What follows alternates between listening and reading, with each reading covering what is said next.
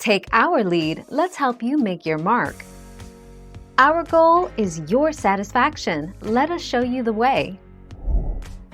Installation of a new swimming pool requires application for a permit to the local building official when the pool depth will be over 24 inches deep.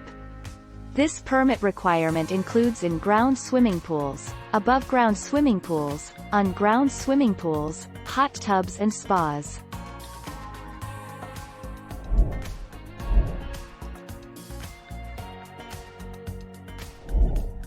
Take our lead. The CPSC recommends surrounding all pool areas with child-proof fencing and gates, and that goes for above-ground pools, too. Above-ground pools have elevated edges that toddlers can't reach, but stairs and ramps that provide access to the pool's surface should be secured with gates and child-proof locks.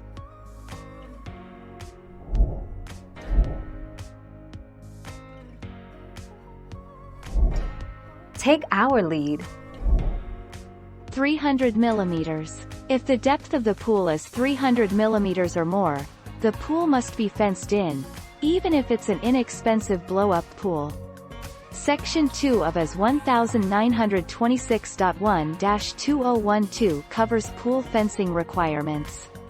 It defines pool fencing as a barrier that restricts access by young children.